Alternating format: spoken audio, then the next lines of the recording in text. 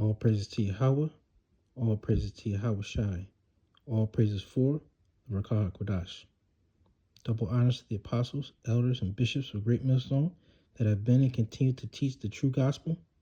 Salute to the Akim, spreading the true gospel on the streets and lanes of the city, on the highways and hedges, and on the World Wide Web. Much love to the humble YAHAWAH, who learn the science with all subjection and are in righteous order under the men of YAHAWAH Yahweh Shai. This is the brother Raza from the Church of Philadelphia camp. And hey, Lord just put in my spirit to understand this battle that we're in. And it is a heavy battle, you know, and it's only going to get heavier. But also knowing who we are and whom we serve and who our power is and what he's done for us, you know. And that's why, you know, you look up these scriptures, because what was written aforetime was written for our learning and also as a faith booster, because we see how the Israelites at times were up against, you know, the odds. They were the so-called underdogs. There was just basically no way that they could win, right? Win in a battle. But they knew when to call upon Yahweh Bashim Yahweh Shai. And when they dealt righteously, you know, the Lord saved them. Because again, his name was magnified throughout the world and throughout other countries. And, you know, like it says in Judith 5, if their power be with them, hey, leave these people alone. And that's what Esau, that's why he's tried to keep us unplugged from our power source by continuing to be in sin. That's why he has everything basically turned upside down and backwards. And that's the agenda that he pushes. And that's why he doesn't want the men of the Lord to speak, because we know the truth and we know how to be righteous by following the laws, statutes, and commandments and having that fear of the Lord and not the fear of Esau, Edom, or the other heathen nations. Because we know ultimately who has the power. Although it may seem that they can do whatever they want to us, right? Although it may seem that we are, you know, basically losing, right? Or being beaten down, you know. We know to call upon the name of Yahweh Bashim Shai. And we do that through our actions. We do that through our words. We do that through our thoughts, you know. But enough of me babbling. Going to 2 Chronicles, chapter 19. And this is, you know, when Moab and Ammon and Edom wanted to come up against the Israelites. And so, you know, that's a great army, right? Where the Israelites in Judah and Jerusalem didn't have the capacity, as they thought, to fight against them. And they knew that they were outnumbered. So they, Jehoshaphat, you know, called on Yahweh Bashim Yahweh Shai. You know, but let me get into this precepts. It says,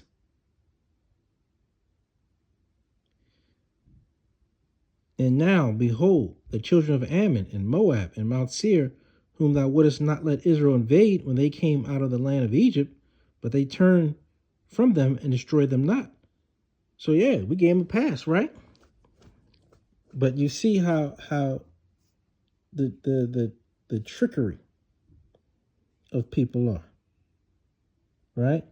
Because you let them slide, and in their hearts they got that jealousy, that rage to take you down and to kill you, to slay you, right?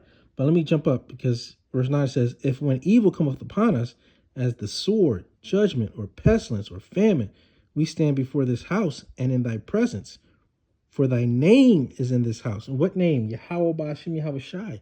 So we have to call on the name. That's why it's important to know the name. That's why it's important to shout the name to the highest, so others can understand the name and know the name. It says, and cry unto thee in our affliction. Then thou will hear, will hear and help. Yeah. The Lord hears his men and he knows our needs. But we also have to be righteous. We also have to stand boldly and ask the Lord for more faith. Right? But we call upon his name. We pray to YAHAWAH Bashim El Shai. You know? And that's what the prophets of old did. That's what our fathers did. You know? We cry out the name of YAHAWAH Bashim El Shai, knowing that he's the strong tower. Knowing that no matter what other people think they're going to do, hey, it's not going to be well for them in the end. So they may be winning, initially, but they're going to lose in the end.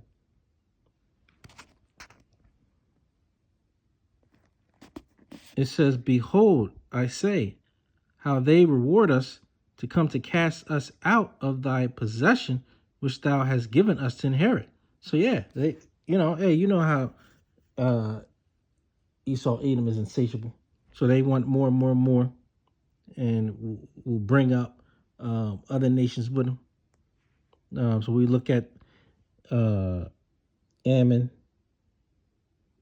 We look at Moab. We look at Mount Seir. That's Mount Seir is Edom, Moab, so-called Chinese, Ammon, so-called Japanese. Right? It says, behold, I say, how they reward. I read that. Go to 12. Oh, our power, wilt thou not judge them? For we have no might against this great company that cometh against us, neither know we what to do, but our eyes are upon thee. And all Judah stood before YAHAWAH with their little ones, their wives, and their children. So calling out, and again, because they had a large company with them. And so, hey, Judah was like, we can't withstand them. You know? So they cried out to YAHAWAH Bashim El Shai for help. And he delivered them.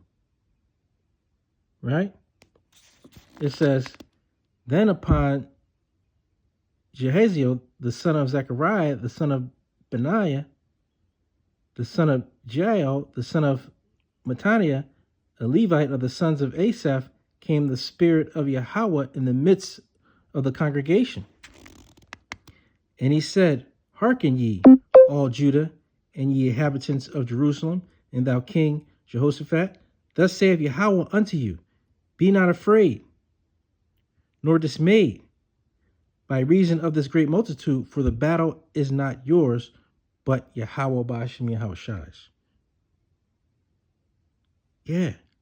So when we ask the Lord to fight for us, and we're in righteousness, and we have the spirit of YAHAWAH Bashim El Shai, Bahashim Rakakadash, the Lord will fight for us.